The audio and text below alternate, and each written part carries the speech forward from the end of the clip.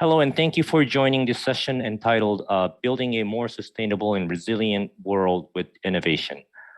My name is Akito Tanaka, and I'm a Chief Business News Correspondent for Nikkei Asia. I'm based in Singapore and joining this session from Singapore as well. Now, in this session, we'll be discussing with various experts from nonprofits and organizations, which I will introduce to you all in a minute, about how we can use technology to accelerate Asia's progress towards greener and more resilient futures. About that. For the opening remark, allow me to introduce Andrew, who is the Director of Public Affairs of Google Asia Pacific. Andrew, to you. Thank you. And I just wanted to extend my sincere gratitude and appreciation to the ADB for hosting this event, and to our panelists, Parimeta, Febriadi, Hamish, Hiroki-san, Google team, and all the participants to thank you for joining. I can't think of any topic that's more important to discuss than the sustainability of our planet, and I feel really privileged to be able to listen to this fantastic group of speakers share their thoughts on how we can use innovation and technology for that purpose.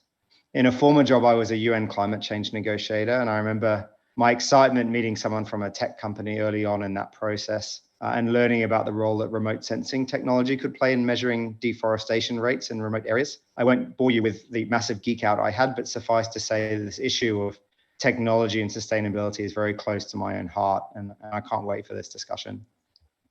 When I joined Google, I found a company that is committed to minimizing its environmental impact and improving the lives of everyone who uses the products, which is a lot of people. Our goal as a company is to achieve net zero emissions across all of our operations and value chain by 2030.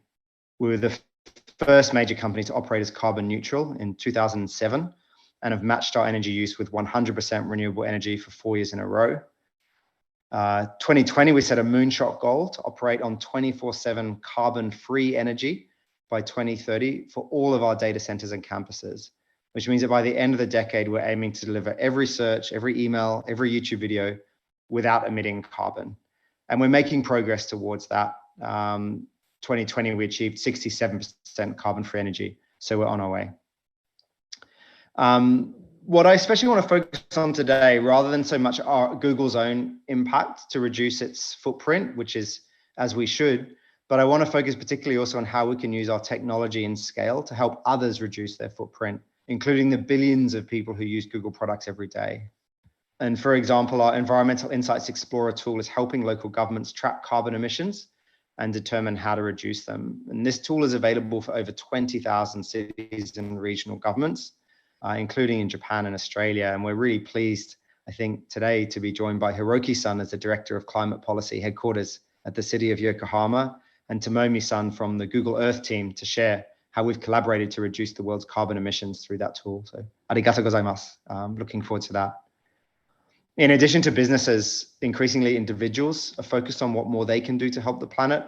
So we're committed to help 1 billion people make more sustainable choices by 2022 through Google's products and services. And that includes things like choosing eco-friendly routes, searching for greener flights and hotels, to surfacing authoritative information on climate change from sources like the UN. Those are just some examples. But of course, to make this work, we need to work in partnership with others, including the experts in this room. And this morning, Kate Brandt, our Chief Sustainability Officer, announced that Google.org, our philanthropic arm, is launching a $6 million sustainability seed fund in Asia Pacific. And through this fund, we'll support nonprofits in Asia, not only with this funding, but also technology and a time of Google engineers, all in an effort to address some of the most pressing sustainability challenges in this region. We hope that will tackle issues such as air quality, water preservation, access to renewable energy, and others. And my colleague, Maria Ralick, will share more about the seed fund in the next session. But I'd just like to end there and say once again, thank you so much to the ADB for hosting this event, and to all of the speakers for the great collaboration. Google stands ready to be a constructive partner in this critical discussion, and thank you.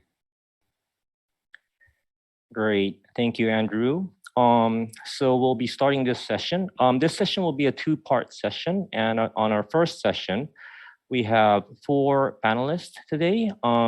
For the sake of the audience, I think it would be nice to first start off with if you could introduce yourself, what you do, what's your name, and especially where you're joining from today, that would be great. I think I would like to ask Parimita first, but she is off the video right now. So why don't you go first, Maria? Absolutely. Thank you so much, Akito-san. It's a true pleasure to be here today with our fellow panelists and to be talking about the single most important topic of our time. I join from Singapore. I lead our Google.org philanthropic initiatives across Asia Pacific. I started as a philanthropic enthusiast more than 15 years ago with the nonprofit organization. And then I shifted my career to corporate philanthropy more than 10 years ago, covering both regions, Europe and Asia. From Google.org, we'll listen to the social impact innovators and try to support their innovative ideas with all of our resources. And I will dive into that a bit later. Thank you. Great, thank you for joining. And Parimita, please. Thank you. Hi, everyone. This is Parimeta Mohanty. I work as a program manager, renewable energy in United Nations Environment Program at its regional office for Asia Pacific. I basically work on climate and energy and environment in a broader sense. And background-wise, I'm a technologist and doing my or completed my PhD on smart grids and microgrids, which have been so relevant at this moment for the world. I also worked earlier in UNEP itself as a Asia Pacific coordinator for CTCN, which is on Climate Technology Center and Network, whose main objective is to promote technologies, capacities in the whole world. So it's promote technology transfer. So that's where I am. So I will stop here. And of course, we will have more interaction today. Thank you. Great, thank you. And Parimita, you're joining from Bangkok today, right? That's true. Yes. Great. And Hamish? Thank you, Akito-san. I'm Hamish McGowan, joining everybody from Brisbane, Queensland, Australia. I'm an atmospheric scientist and I've worked in the field for about the last 30 years in various places around the world, from the Antarctic to the Red Sea to the Great Barrier Reef, working on a whole range of issues, primarily focused around how weather and climate interact with our beautiful Earth, and of course, how we, through our actions, in turn influence weather and climate. And as we all know, we're increasingly having an impact, and that impact is not positive. And our research is focused on trying to understand the key background of climate systems and how we can build on that understanding to inform how future climate is responding to our actions. And I'm supported in today's presentation through our relationship with Google.org, where we're bringing new technology to actually understand and better inform the community about severe weather associated with our most extreme bushfires, a problem which is becoming global in context, arguably in response to our rapidly changing climate. So I'm looking forward to an opportunity to discuss this more with you and to have some very interesting questions from our panelists and guests. Great, thank you. And Febriadi, please. Yes, thank you, Akito-san. Hi, everyone. My name is Febriadi Pratama, or you can just call me Feb for short. I am based out of Jakarta, Indonesia, and I'm joining from Jakarta as well. Currently, I run an organization called Gringgo. We focused on creating tools and program for communities and also different stakeholders on leveraging digital technology to solve sustainability issues. At the moment, our work are mostly on waste management issues, and yeah, we're collaborating with different stakeholders, including the government as well. Thank you. Great, thank you. So literally many experts from all around Asia Pacific, how a ADB panel should be. And I would like to start with first question to the panelists, and this one will be for Feb and Hamish and Parimita. Could you all give us a sense of the environmental challenges that you see in the Southeast Asia or Asia Pacific region in your field of activities? And how big are these issues in your world? And could you give us a sense of how you're tackling this situation in your line of work? I'm sorry, it's a multiple questions, but maybe we'll go from Feb first.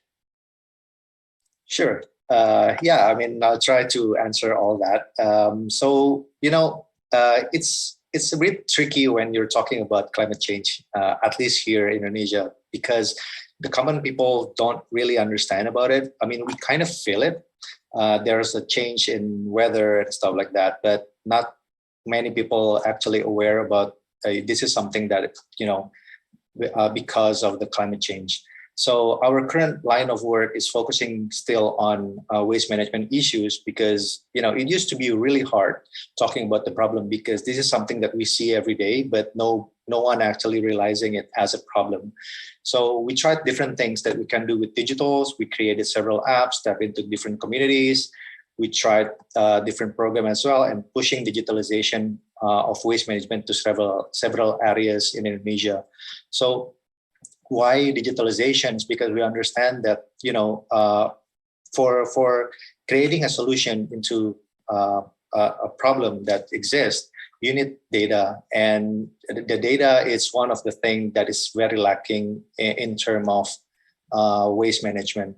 So this is why we try to educate people and also like to make it easy for people to understand about the problem, not only the problem, but also how they can actually involve being part of the solution. So the latest one that we won Google AI Impact Challenge.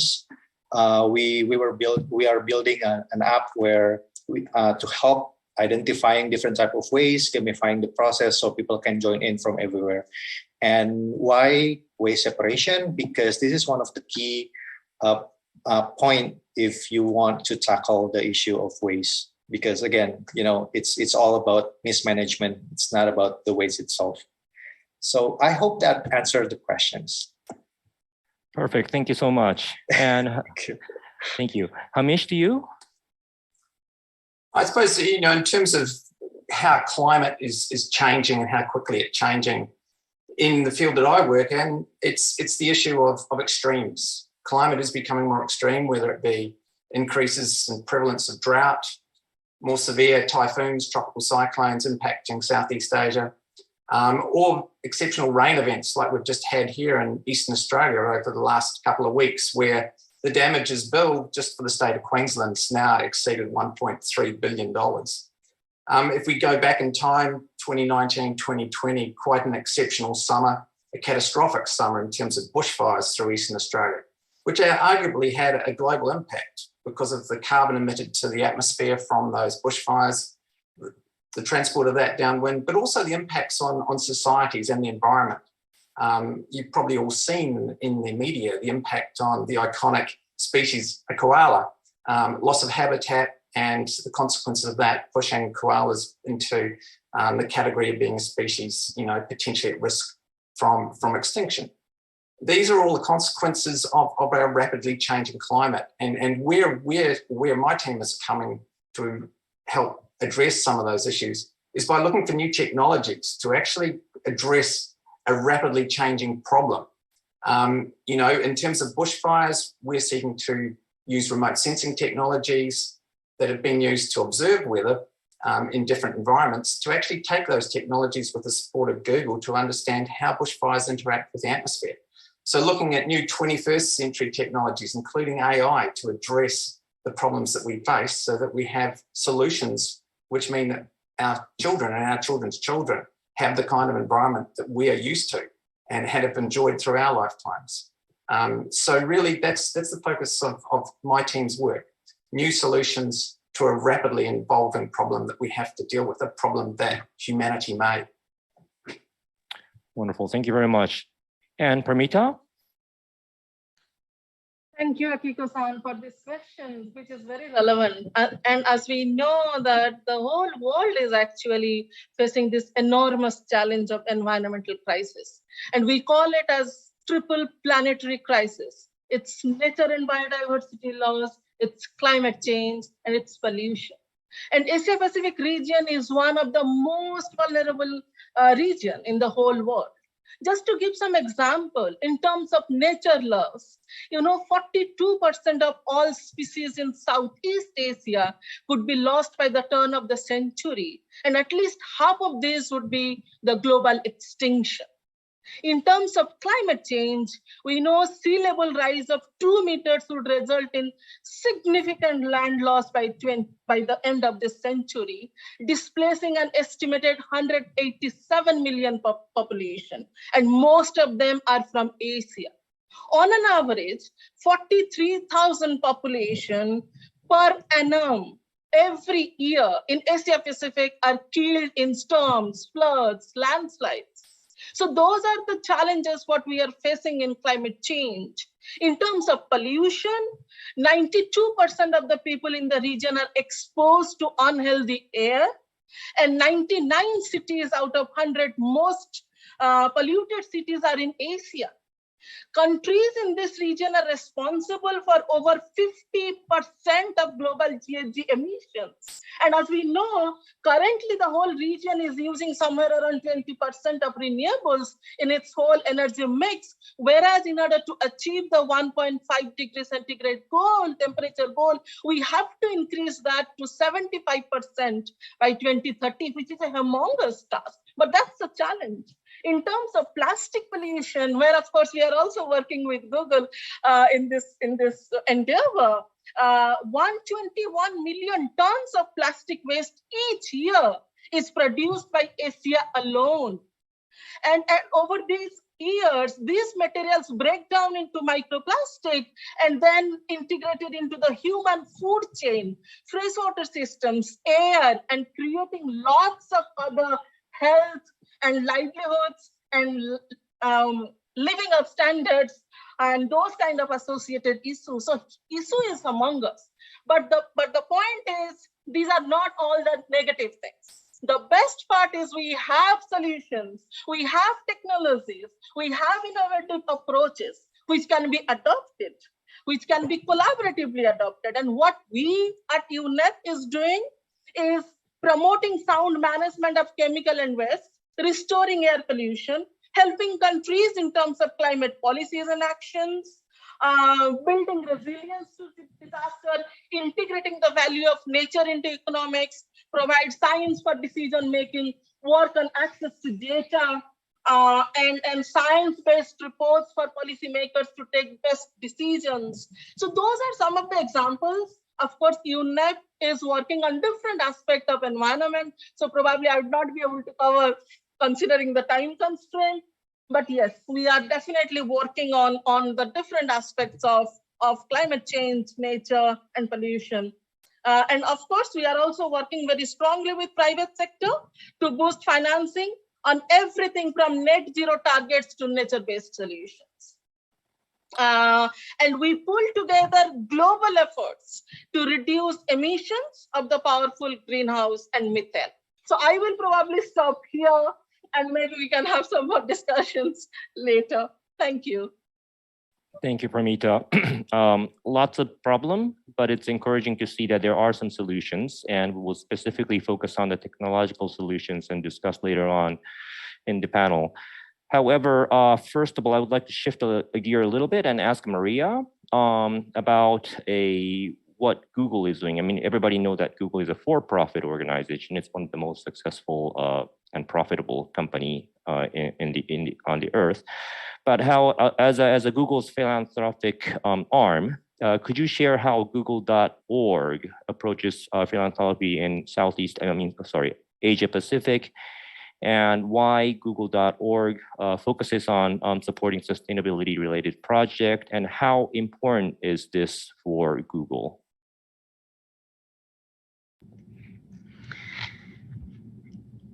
Google.org is Google's philanthropy. And our vision is simple. It's to have a positive impact on the world. So how do we do this? We know that the best answers and solutions come from those who are closest to the problem. So we support these social innovators with our best resources. They're tackling some of the biggest world challenges. So these innovators are closely connected to the communities. And I think it was Feb who mentioned not only that they're focused and close to the problem, but also they are very much connected to bring that new solution to these challenges. So what do? We support these social innovators with 3 main resources from google.org. Besides philanthropic funding, we also provide them with support of technology, as well as Google volunteers to supercharge their impact. And actually, as Professor Hamish mentioned here, both of these organizations, University of Queensland and Gringgo Foundation, are our grantees.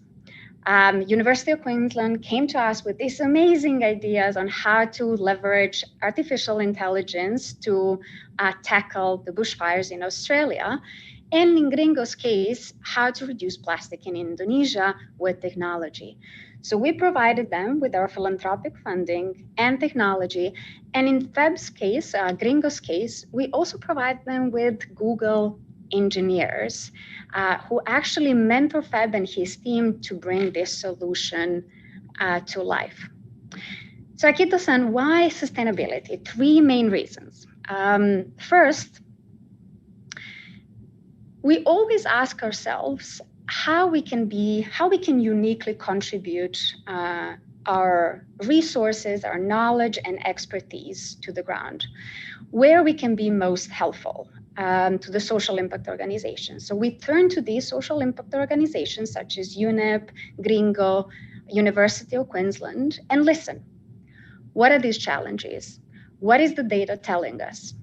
For example, in Australia, climate change takes the form of intensifying bushfires, leaving great destructions to the wildlife, environment, community. And it's really important for us to support the UQ work as they develop new technology to these solutions. Second, as we heard from our panelists, sustainability is the area not only that these societal organizations are hoping to address with new approaches, innovation, technology, but it's also an area that governments across the region and the world really are trying to solve. And finally, sustainability is important to every single one of us here. We feel the impact of the climate crisis around us, whether that is seeing friends, family, or colleagues displaced by devastating wildlife or floods in the region. As Dr. Parimita mentioned, on average, more than 40,000 people in Asia Pacific are killed in storms, floods, and landslides on every year. But the impact of climate change is not equal.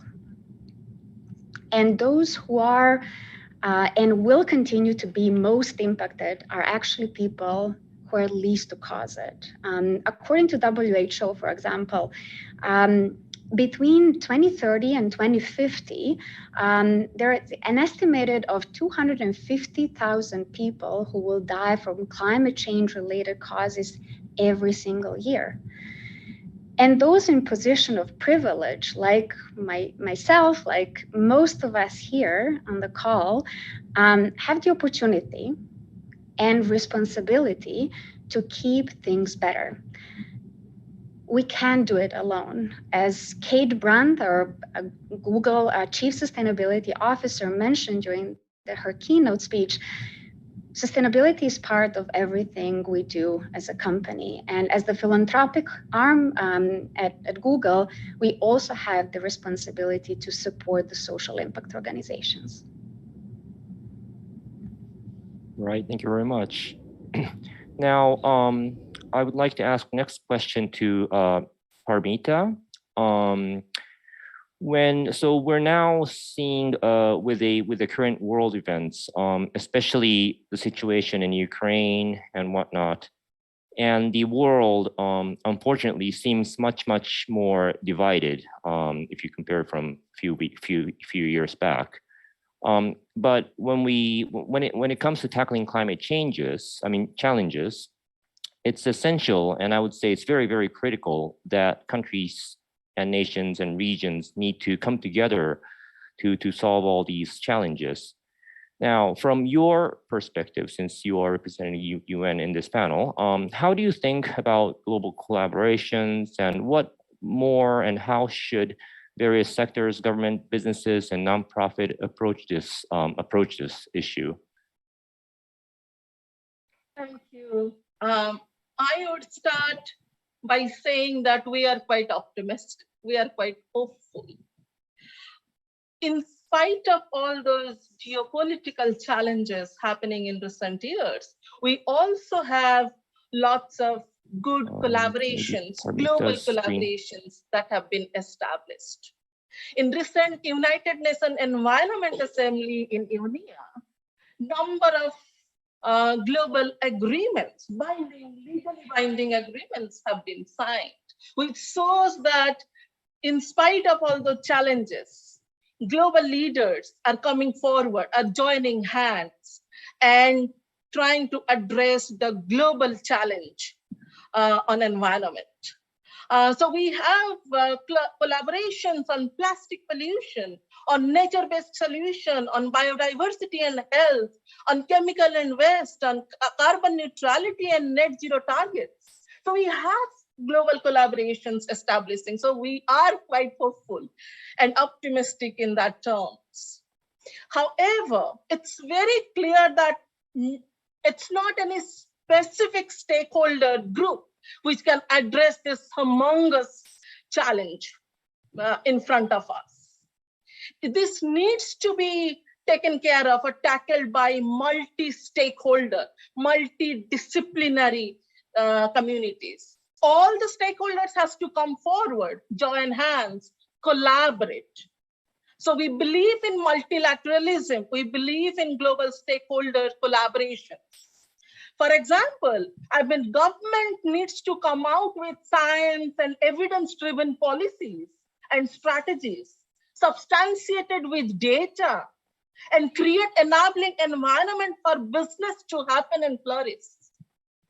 Businesses need to ensure that right solutions are created and implemented without compromising on the quality and implementing it on a long-term sustainability basis. Not-for-profit or civil societies should identify the actual requirement from the ground. That's something what we have been hearing, that there is a mismatch between the policy and the ground reality.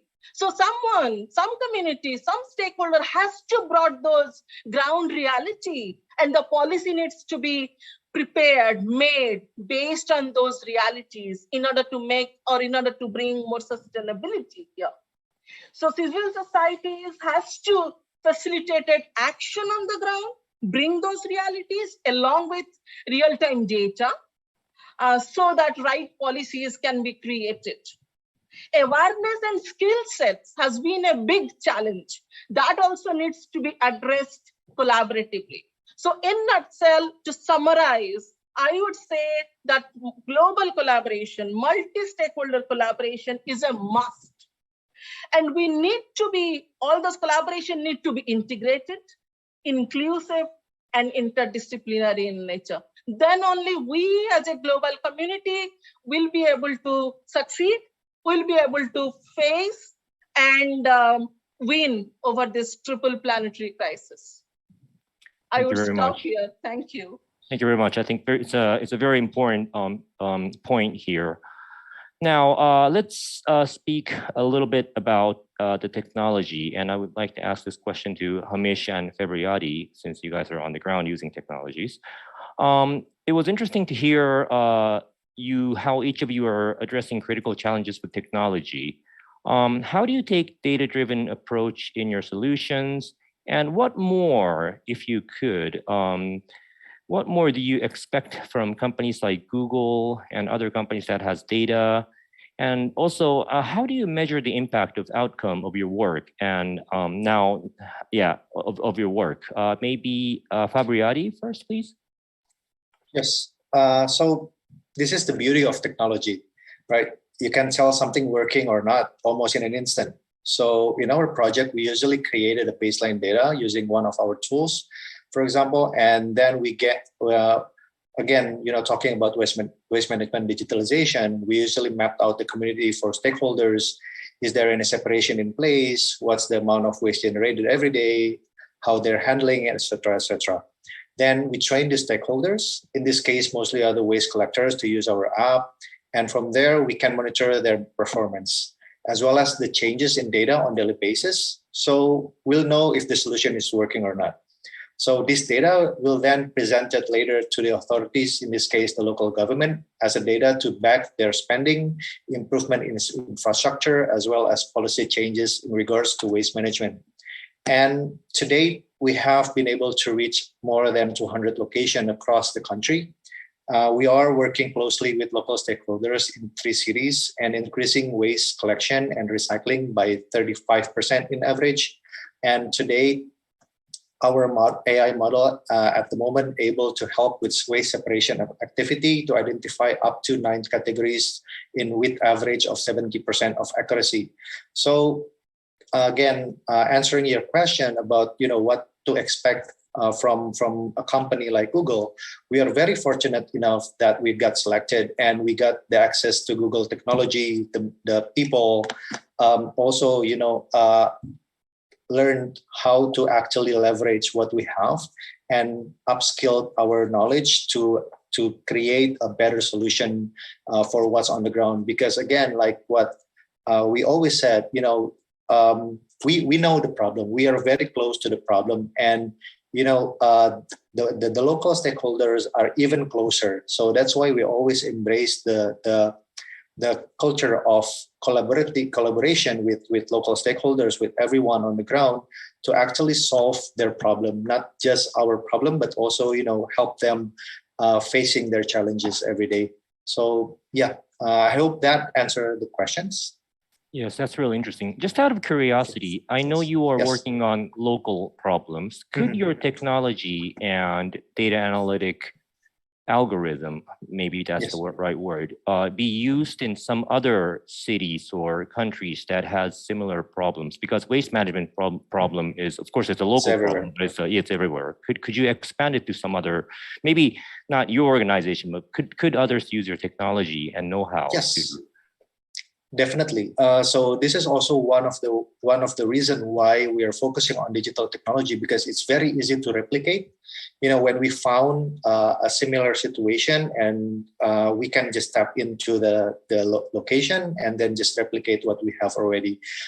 Either would be we going in and find a local partner, or someone can just partner with us to actually implement the solution in their area.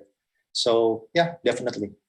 And we're looking forward for any global collaborations or, any place outside of Indonesia or inside Indonesia. Great, thank you very much. And Hamish, to you. Thank you. I think certainly, partnering with Google has given us that opportunity to bring a capability to our research that we didn't have access to. We by partnering with Google, we have access to AI technology, we have access to a global reach of Google to address this issue which we're focused on, and that's how to better understand how extreme bushfires coupled to the atmosphere and the hazards associated with that.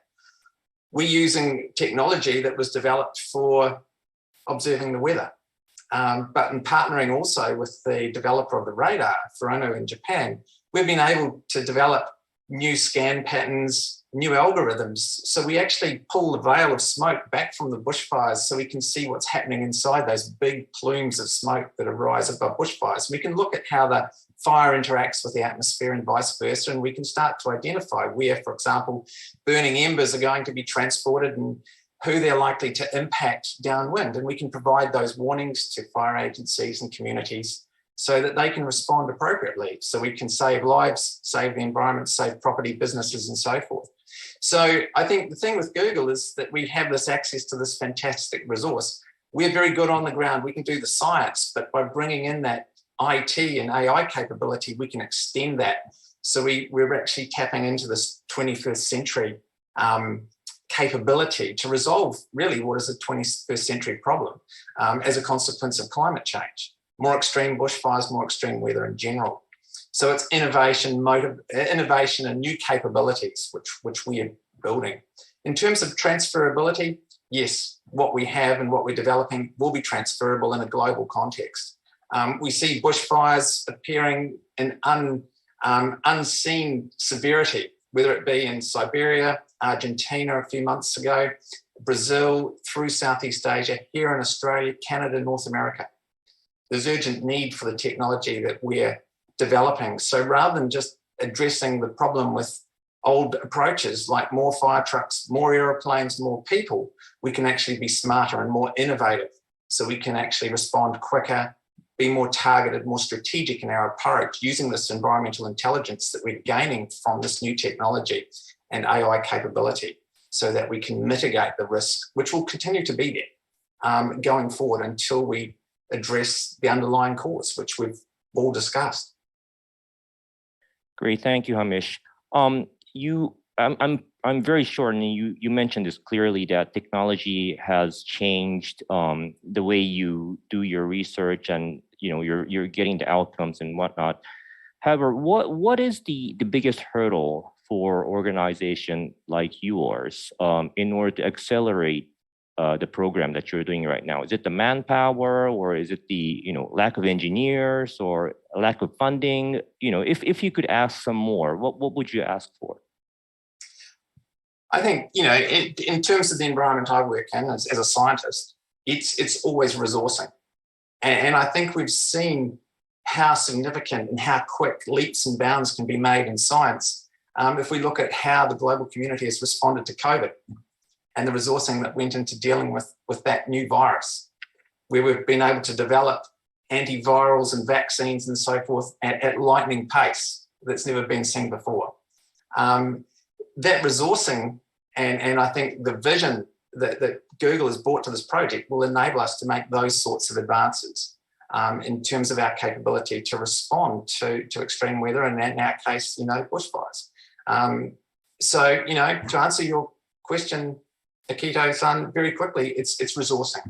It's having that underpinning financial backing to be able to do what we want to do, to deliver the outcomes that will benefit societies. Great, thank you very much. Very important. Now, Maria, very relevant to what Hamish and Feb mentioned just now. We heard from Google's Chief Sustainability Officer this morning that Google.org is launching an Apac Sustainability Seed Fund. Could you tell us more about this, and what Google.org is hoping to achieve? And remind us again how big the size of the fund is and what is it supposed to do? Absolutely, and you're absolutely right, Akito-san. So really, to answer what Professor Hamish just mentioned,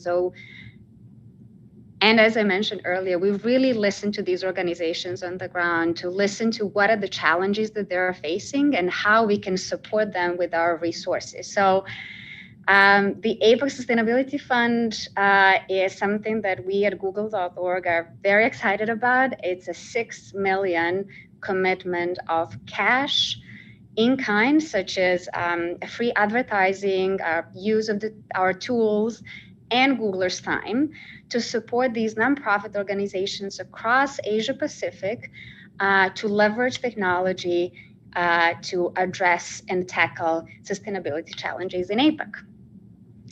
What we hope to see with this funding is to help these innovative nonprofits to scale some of these promising technology, as we heard from Feb and Professor Hamish, and really shine a spotlight on emerging solutions in sustainability space.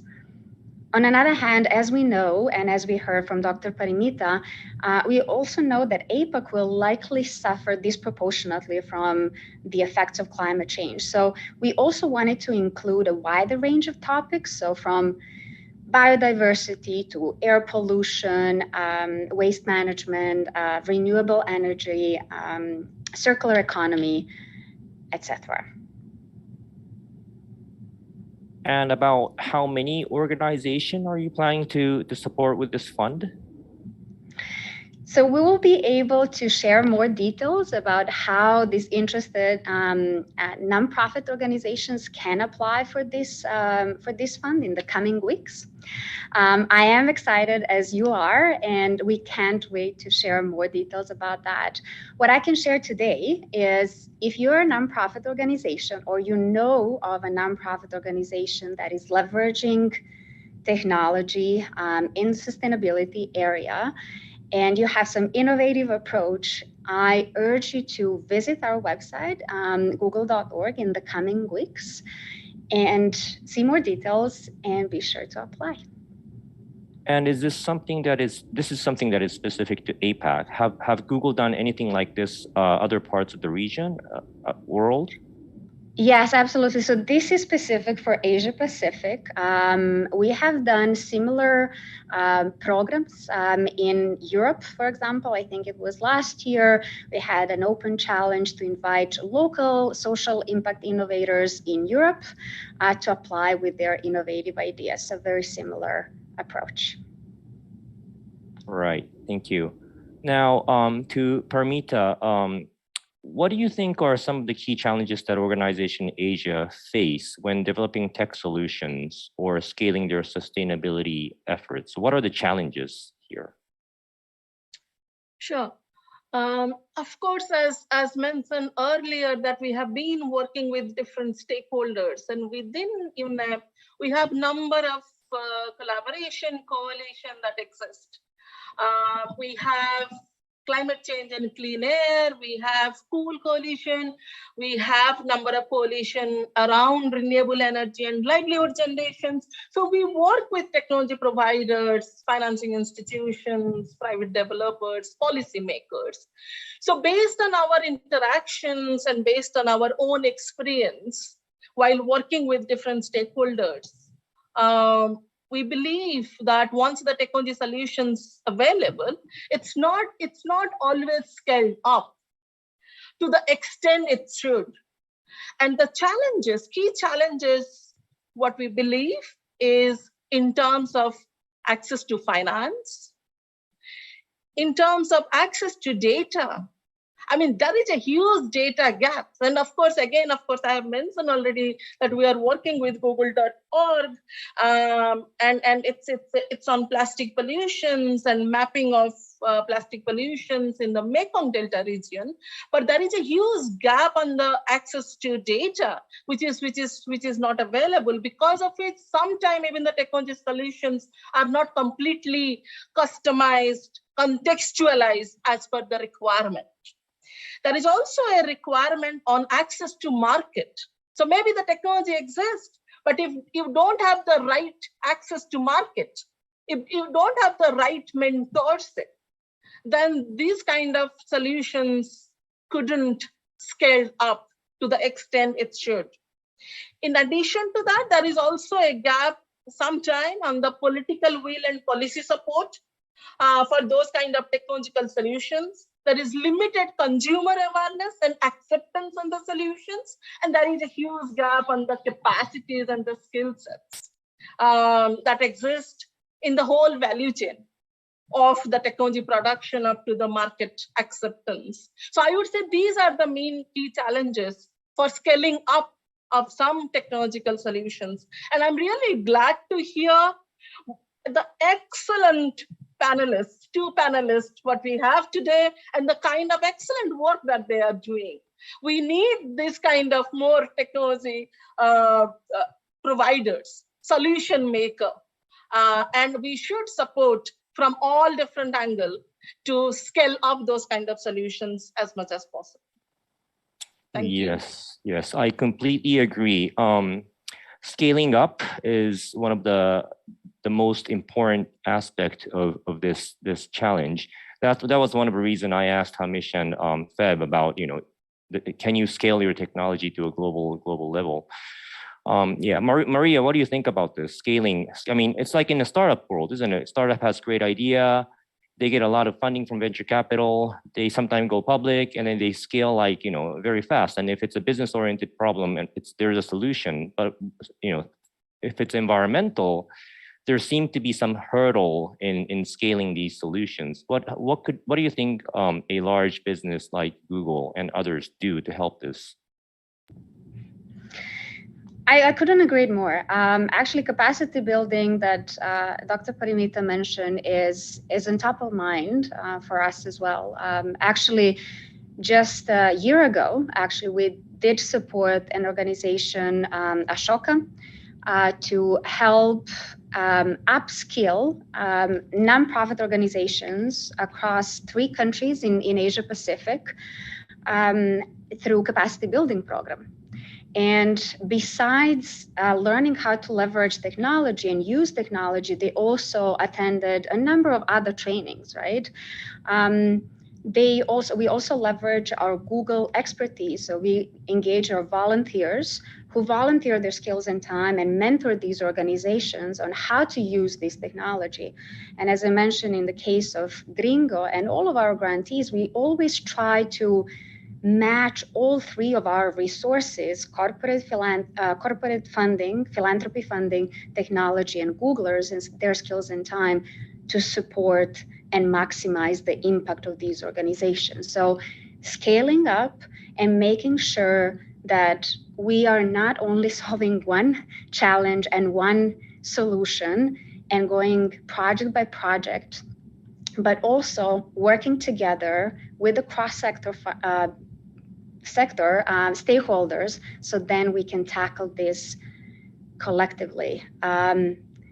It takes a village. I am personally very motivated about not only what these organizations are doing, as Dr. Parimita mentioned, but also what else can be done. Tackling climate change takes a village. And we all need to do our part as corporate sector, social sector, governments, or individuals. We need to get comfortable with this change. Great, thank you. I would like to take one question from the audience, and this is specifically to Hamish. And I will sort of elaborate this question because the person is asking what caused the record rainfall across both sides of New South Wales and Queensland. I mean, this is a rather weather forecast kind of question, but I would like to ask if your research works, would you be able to predict these kind of events or disasters much more accurately? And what is that the case, Hamish? Well, thank you for the question. There's two parts to your question there. One is, of course, the recent flooding event here in Eastern Australia and its severity, and is it linked to global warming, anthropogenic climate change. I think to be able to unpick that, it's probably too early at this stage to actually say definitively what role global warming had in the magnitude of that event. But we know straight away that for every degree Celsius that the atmosphere warms, its water holding capacity increases by around 7%. So based on that, these events have a global warming signature in them because the fact is that the atmosphere is holding more water. So when it rains, we're getting these more extreme rainfall events. Now, to then say, what other role did global warming have in terms of the way the atmosphere evolved for that event? Like I said, it's too early, but I'm sure that will be unpicked given the scale and the magnitude of this event and the fact that it's resulted in regrettably and very sadly many fatalities.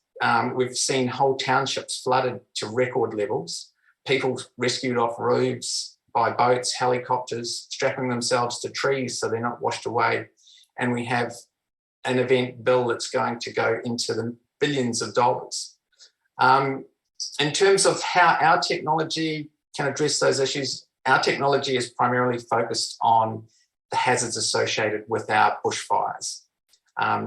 We have used the technology for severe weather, and in particular using it to better understand extreme thunderstorms and hailstorms, which we experience here in Southeast Queensland, but also right down the eastern seaboard of Australia, which have resulted previously in some of the most expensive natural disasters.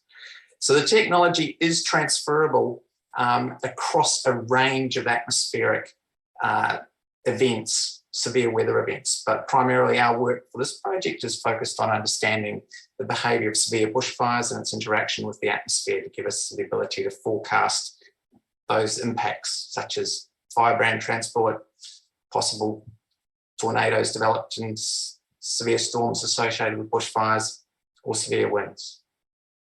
Very interesting. Again, there's a key technology, and I guess the issue is scalability of those technologies. Now, we have about 5 minutes left, and this will be my last question. It'll be actually 2 questions. What do you all aspire to achieve in the next 10 years? How optimistic or pessimistic about these futures? And what could the audience that is looking at this panel right now, how could they take part in these achievements that you're trying to achieve? So again, we only have 5 minutes, so please don't, very briefly. I know this is a big question, but that'll be great. So I would ask Parimita first. Sure. I think I have already mentioned that we are quite optimistic. We are quite hopeful. The challenge is definitely humongous, but at the same time, we have lots of solutions that exist. What we need is how can we bring those things in a more integrated manner? How can we work on the whole value chain? How can we bring the stakeholders together and try to achieve the common goal? So that's where we need to work more. And how can we expand the solution that exists and bring more sustainability? So collaborations, multilateralism is something what we need to work. Great, thank you. Feb? Yes, so currently we are very optimistic. At least for me, myself, we are very optimistic. I am very optimistic because at the moment we are looking into a larger space of sustainability issues, not just waste, and how our work can be leveraged for other impact as well. And I believe the issue of sustainability has been the hype for 2022 and beyond, and especially with new funding available for this type of work, and also many newcomers in the space. So I'm very convinced that we can work together and be open for collaborations. So, you know, it's going to be, hopefully it's going to be really bright for us. Thank you. Great, thank you. Hamish? I'm also optimistic. I have to be. I look at our technology and the support we have, and I think we can make a significant step forward in our ability to address some of the severe weather events that I've spoken about. If you ask me in 10 years what I would like to look back on, I'd like to think that the project that we've started in partnership with Google is carrying forward, that it's had a global reach and it's been scalable. And as a consequence, we've been able to save people's lives, property, and we've created a more sustainable environment for future generations. That's what I'd like to look back on in 10 years. Great. And Maria? As Professor Hamish said, I have to stay optimistic. I'm not only optimistic, I'm also motivated, as I mentioned. It's really inspiring to see how these organizations are really tackling these challenges. And I'm really looking forward to seeing what else can be done in this area, and especially through this Sustainability Seed Fund. Humanity is really at a turning point, and it takes a village, and I can't wait to see what these organizations can do with technology. All right, well, thank you very much. Febriadi and Hamish and Parimeta and Maria for participating in this session. If everyone watching the event could all give them a virtual applaud, that'll be wonderful. Thank you again, and thank you for And thank you for joining this session of the event. Now we will be moving on to the next session, and we'll be hearing from Tomomi-san from Google and Hiroki-san from the city of Yokohama, which is, by the way, the port city near Tokyo, just south of Tokyo. A very nice place. I encourage you to visit once the COVID situation is settled.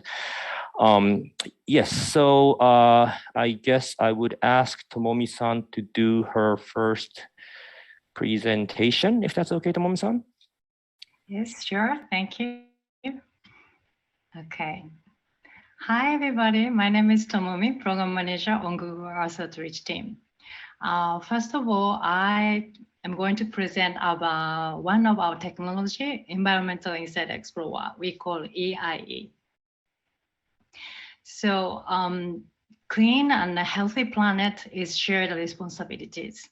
And then it's not something like we can do only in one day. So at Google, we are trying to advance the sustainability every day.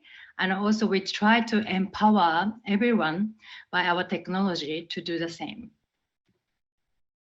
So thinking about the sustainability, climate change is one of the biggest and pressing issues. So the science is clear. We have to cut in half the CO2 emissions by half 2030, and we have to achieve carbon neutrality by 2050. And then looking at the CO2 emissions, actually cities are playing a quite important role. And then the transportation and the building a big contributor. According to the UNEP, 75% of global emissions are attributed to the cities. But looking at the global scale, global scenery, the many cities actually are not in position to make that emission data, at least, because it's cost at time and then cost. That's why we launched Environmental Insight Explorer in 2018.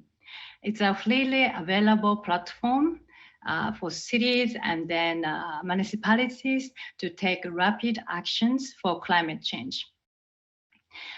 We provide mainly 3 datasets, specifically building emissions data and then transportation emissions data and rooftop solar potential data. Using Google's exclusive mapping data and then technology like ML and then AI. And we hope to help the cities to measure emissions and then run analysis and then identify the strategy to combat the climate change. So I think it's better to demo the product so that you can have a better vision what I'm speaking about. So here is the Environmental Insight Explorer. It's freely available for anybody. And today I'm going to show the data about Yokohama, with whom I'm here today. So you type the name of the city here. And then you can get the emissions data from the building and transportation, and then rooftop solar potential reduction on the right side. And let me go deeper. So by clicking Explore and then Customize, okay, now you are looking at the map of the Yokohama city.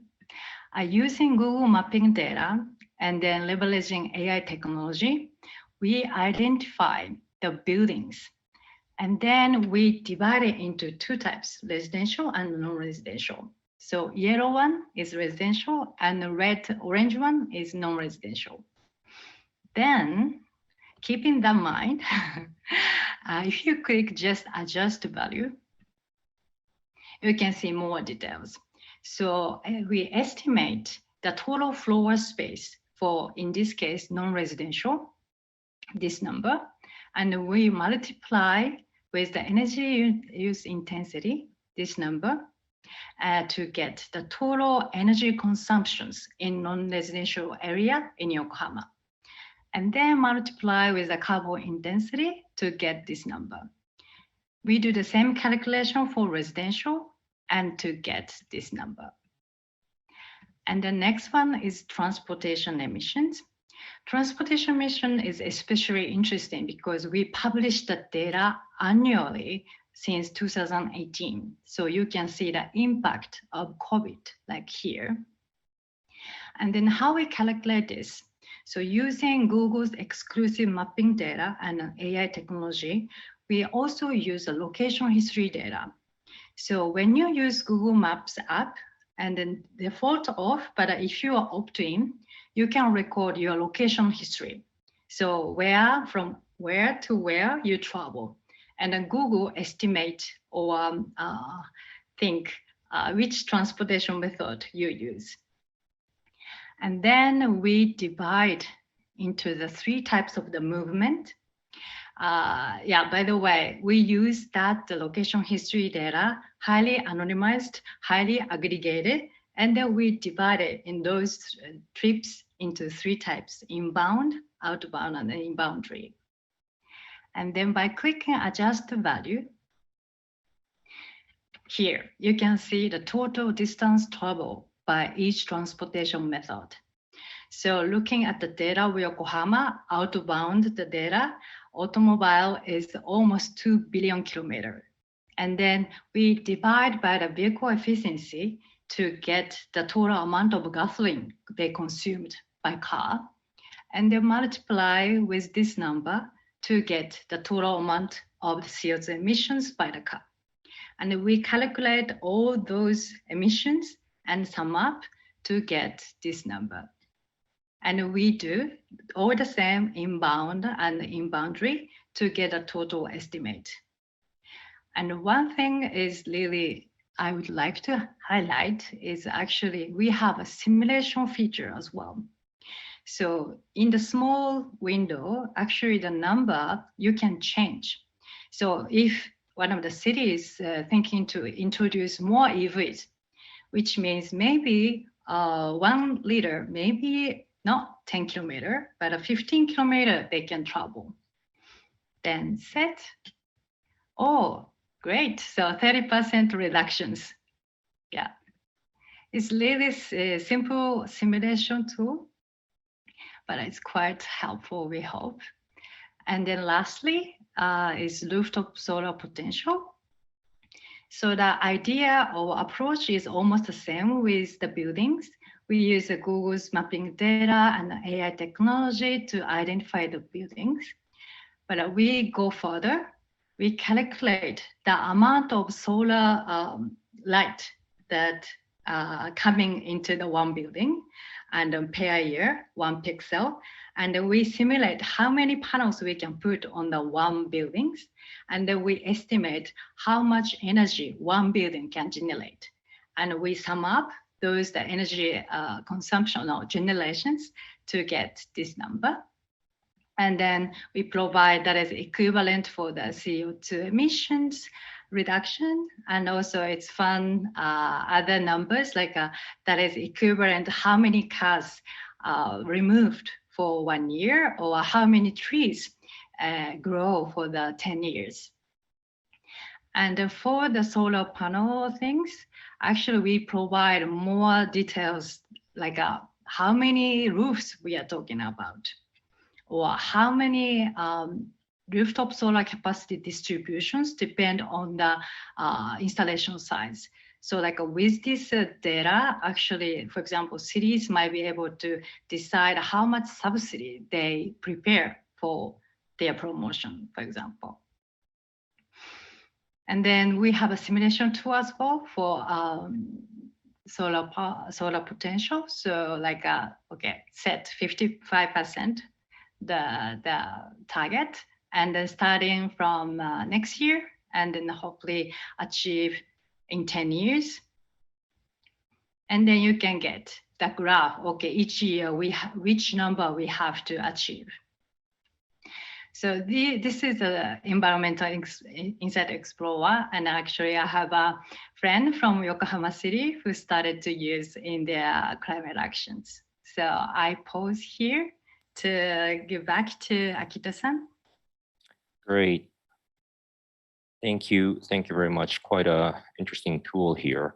Now we have Hiroki-san, who is the Director for Climate Policy Headquarters, City of Yokohama. Hiroki-san, hello, thank you for joining. Thank you, Akito-san and Tomomi-san. My name is Hiroki Miyajima. I'm Director for Climate Change Policy Headquarters of City of Yokohama, Japan. As Akito-san introduced, Yokohama is a city next to Tokyo. Now I'm joining from Yokohama, and I'm so happy to be here today. Thank you. Great, thank you very much. Now, I heard that, we were actually seeing the data of Yokohama. When did City of Yokohama start using this tool, and what are you using it for, and what is sort of Yokohama's goal in the sustainability, sustainable way? Okay, yes. We have used this EIE from last year. We are using this EIE in the educational program in the school in Yokohama. So this is EIE has very good visuals. So we consider that EIE will be helpful for public awareness. So we are using this EIE for educational program in schools. And this is a high school or college or elementary school? Yes, from junior high school to university. I see. Very interesting. Now, Tomomi-san, let me clarify the tool. How Google analyzes all this emission data is by literally visually analyzing the buildings and the cars coming in and out of the city. Is that how it is? So machine is doing on behalf of us. Right, of course, obviously, yes. But using mapping data, machine is calculate. And then actually frequently asked questions. So let me share here. Cities, no need to share any data for us. We calculate the emissions based on our data solely. So if anyone who wants to publish the data, they don't need to do anything on their end. I see. And are there any other tools that kind of does these kind of stuff? Or is this something that is unique to Google? Of course, there are other organizations is providing the emissions data, but the quite uniqueness with this tool, I think there's several, but I would like to highlight one thing is the transportation data. So as a demo, we published the annual transportation data since 2018. At least, or as far as I know, even Japanese government have this kind of data every 5 or 10 years.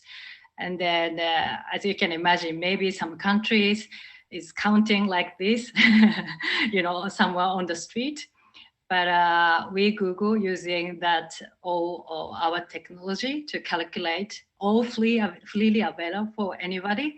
I think that is quite unique, different from other tools. I see. And how accurate is, we saw the projection of, you were toggling with the emissions of the cars and, giving us example if we use EVs and whatnot. How accurate is that?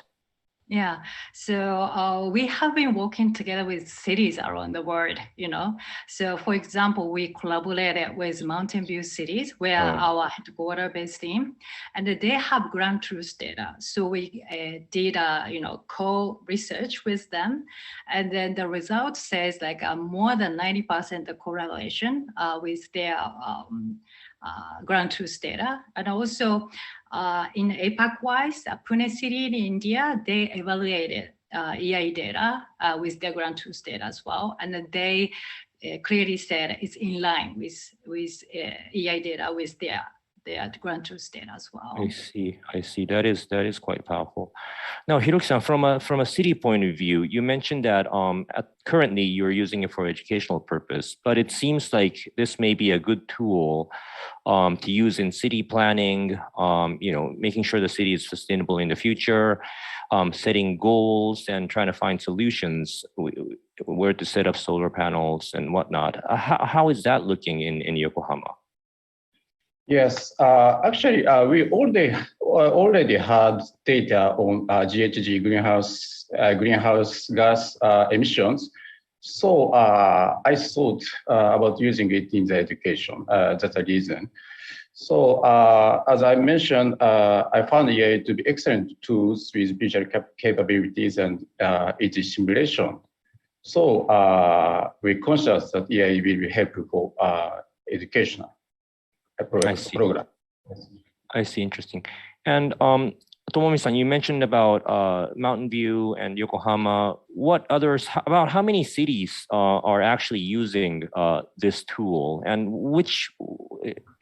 give us an example of one of the most radical and advanced way of using this tool from a city perspective. So how many cities are using? Actually, I'm afraid I don't have that kind of the data. I'm sorry. But if you go to inside this EA website, you can take a look more than 230 cities data. And we hope many of them are using for their daily job. And then for the really like a big impactful use case, this is not unfortunately from the Apac, but for example, in the US, Houston City, they used EI solar potential data to create 5 million megawatt solar target for their climate actions.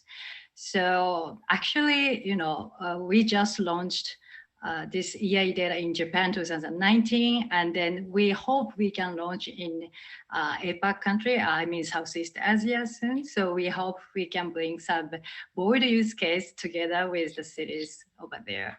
I see. So we have a question from the audience, and it's saying, what is the biggest contribution of EIE in the Southeast Asian countries? And you were saying that the tool has not launched yet here? Yeah, so actually we are in a position to get approval from the cities to the published data. Oh, I see. But I said we think there is a big possibility because I learned actually from the Hiroki-san.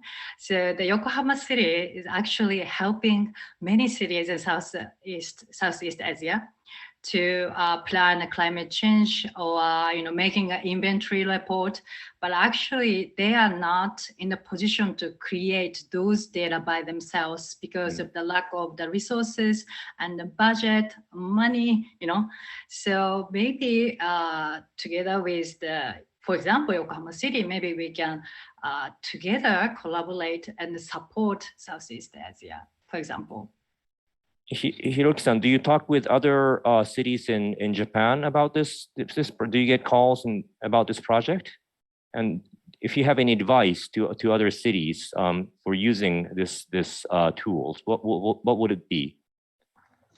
I'd like to mention about using Southeast Asia as same as Tomomi-san comments. So as Tomomi-san mentioned, Yokohama City has collaboration about development with emerging cities in Southeast Asia, such as Vietnam, Thailand, and Indonesia.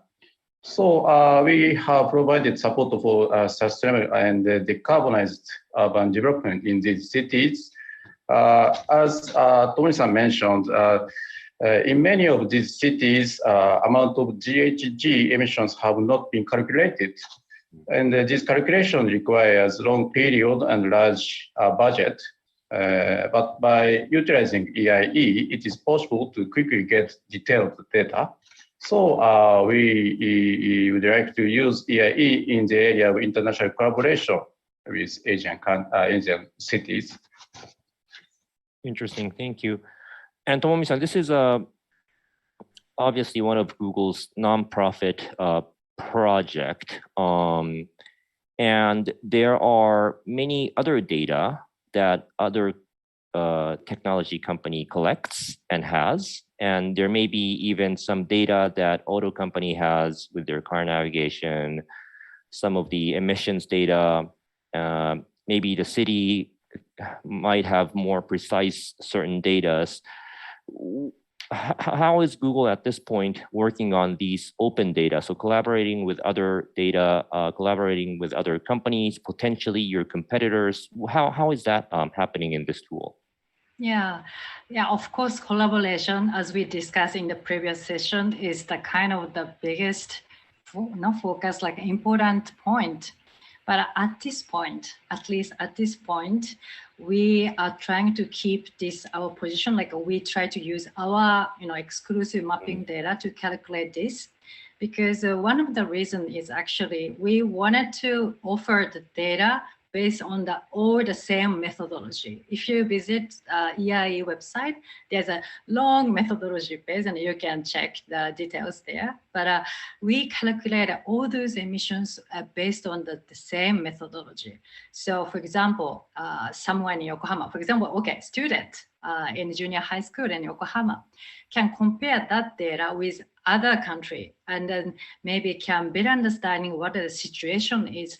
Maybe they can learn from the other countries that had the same situation of the emissions. So to have that kind of like a comparison perspective or, how can I say, general overview of the emissions, I think currently I think we should, well, not we should, but we are planning to keep this approach. Could city or an organization customize the data using that tool? So could they add whatever data they have and make it more precise? Could they do that already? Thank you, that question. So as I demo, there's a simulation tool. So one thing you can do is simulate on the website. That is one possibility. And then another possibility is actually you have the ability to download the data. Not the geographical data, but all numeric data you can download as CSV file.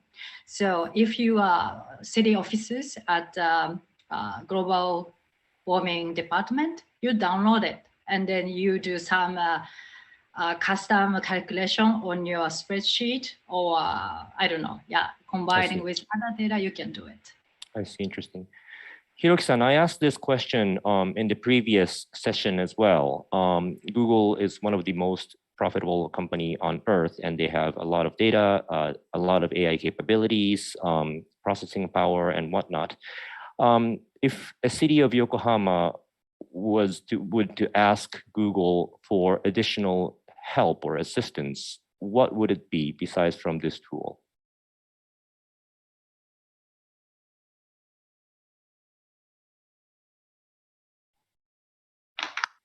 So in Japan, local government calculate GHG emissions based on manuals made by Japanese national government. So the data between our local government the data local government and EIE is a little bit different. So actually, we are now discussing with Google team how to adjust the data,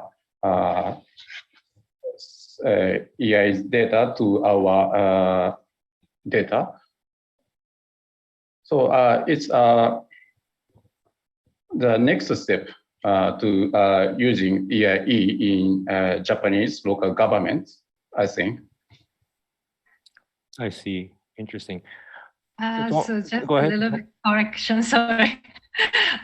We do not adjust, we do not change the values, like default values in EIE. But we are discussing like why we have a different data and different numbers, and what is the kind of the original source, like what brings the gap between their data and our data. To clarify that gap, maybe it's more helpful for local city government, not only in Japan, other countries, to adapt more easily. Okay, for example, for the building, maybe they can rely on their data, but for the transportation, maybe we can use EIE data, for example. Yeah. Great, thank you. I asked again this question in the previous session. 10 years from now, where do you want this tool to be, Tomomi-san? So, I mean, 10 years is a long term for Google, but as I would say, let's say 5 years. 5 years from now. No, 10 years is okay. Let me say 10 years okay. But because I would like to share one thing, our ambitious goal. So let me share one thing. So in 2020, we made a really ambitious commitment. Next decade of the climate, carbon free. So as mentioned, Andrew, in the beginning of the sessions, so we are trying to achieve carbon free for our data centers, etc. But one of the commitment we made is actually helping 500 cities to reduce 1 gigaton annually by 2030. And 1 gigaton is actually a big number. It's Japanese annual emissions as a country. So by 2030, so in 9 years, not 10 years though, but we hope to achieve that goal. Yeah. I see. Well, thank you very much. And then hopefully we will see more global expansion. So people in Southeast Asia and Asia Pacific could use this tool where the problem is very big, as we discussed in the previous session. Okay, so that's about a wrap. Thank you very much for joining the session, Hiroki-san and Tomomi-san, and thank you for being in the session. We are running out of the time, and we hope to see you again. And there will be a closing remark from Ryan from Google. Ryan, to you. Thank you very much, Akito-san. Firstly, I would like to express my appreciation to all the speakers and panelists for their valuable contribution to this discussion. My deepest gratitude goes to all the audience as well who attended this talk and also who have helped to make it such a productive discussion and raise several questions. As mentioned in the beginning by Andrew, sustainability has been a core value for Google, and we're aiming to operate on 24/7 carbon-free energy by 2030. And of course, empowering communities to take action is also another area that we focus on. And we hope through Google.org Sustainability Seed Fund that Maria shared in the previous session, we could help more nonprofits and communities such as Gringgo and University of Queensland to also tackle various environmental challenges with use of technology. And also, of course, we look forward to collaborating with more city governments, as Tomomi mentioned, especially in Southeast Asia, to help reduce the global carbon emissions via Google Environmental Insight Explorer. So to conclude, I just want to join all the speakers to say that I'm also optimistic for the future.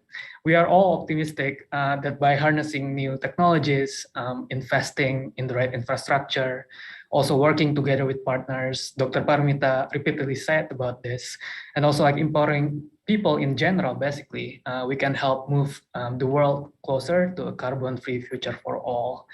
And last but not least, my deepest thanks are, of course, reserved for the ADB Seeds team and also Akito-san for your priceless contribution and also for running a smooth event. Thank you so much.